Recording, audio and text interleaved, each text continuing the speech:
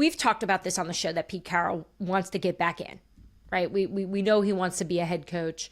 The question is going to be, are there going to be teams that are interested in Pete Carroll? He's in his 70s. I don't have to sell him to you. 73. He's full of energy. But I don't want to hold. 73. We've talked about 70-year-olds a lot on the show because we had the Belichick situation. But man, if Pete is anything like my dad, trying to explain a white elephant to my father, I mean, you would have thought I was explaining chemistry. I'm like, Dad. He's like, where are these gifts coming from? Who bought these? I said, I bought all the gifts for you, but he's like, what number am I? Can I trade? I'm like, oh, this is the worst game. Can I trade? I did secretly put in $100 bill in one of the white elephant gifts. That was wrapped in tinfoil. Oh my God. So a $100 bill wrapped in tinfoil. Well, I put it in a baby pouch, like a pouch, like, the kids eat those little yogurt things. So someone was like, "What's going on at your house?" Oh, we needed to change it up around here because our Christmases have been pretty dull. And I said to Kevin, I'm like, we're gonna have some fun. We're gonna play games. I mean, everyone bought in. We had so much wine fun. Did you have? You know what? I didn't really drink yesterday. I had tons of antipasto, which I am swollen today. For those watching on video, I apologize that I look like I've gained 25 pounds in a day.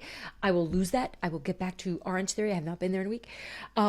But back to Pete Carroll's age and getting back into the coaching world. Look, Bill Belichick had a hard time getting teams interested in him. And he's the greatest coach of all time. Pete Carroll has won a Super Bowl. He's proven that he can connect with players. He's proven that he can be incredible at calling defenses. But is he the right one for these openings, right? We got the Saints open, we got the Jets, we got the Bears. Most of them are rebuilds, and a 73-year-old rebuilding. Now the Bears are an interesting one to me. I saw Shefty tweet that out, and I'm like, first thing I thought was like, oh, it's just an agent trying to pimp out his head coach, right? And then the more I thought about it, I'm like, yeah, I mean, look, he would do well there, but then I'm like, who's he going to bring an OC? And do the Bears really want that? Like, they should be all in on Ben Johnson or Vrabel.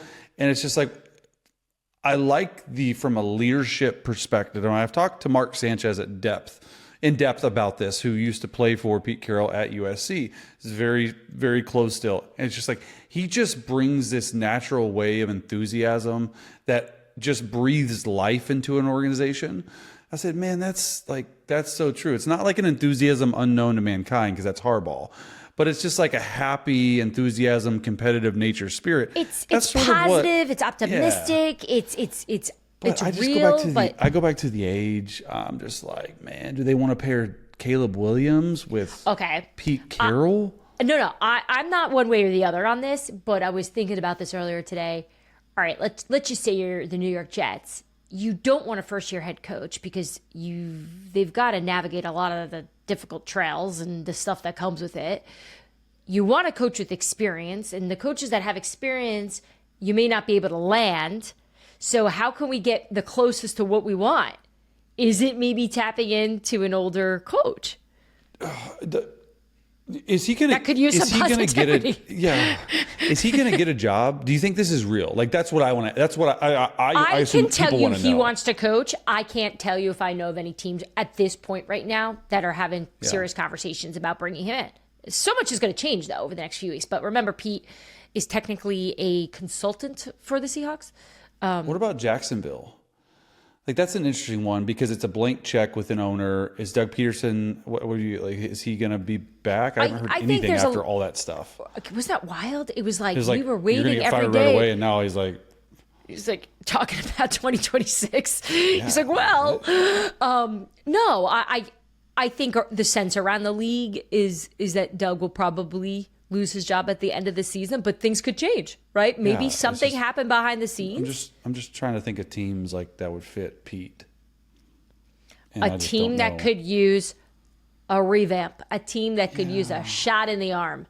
Yeah, who needs it? I mean, every team that has a new head coach. It's such a good point. I had this conversation with somebody recently, and he made such a good point because I was like, man, some of these teams stink. Just going through the roster with him, and we're going through the salary cap situation. And he's like, they all stink. That's why the jobs are open. I'm like, literally, they all stink. Oh, you're right. You're so right. But you forget it because you think, look, it's one of 32, right? There's only a few that get these gigs. Thanks for tuning into Scoop City. If you want to hear more, make sure you like and subscribe. We drop our new episodes every Tuesday and Friday.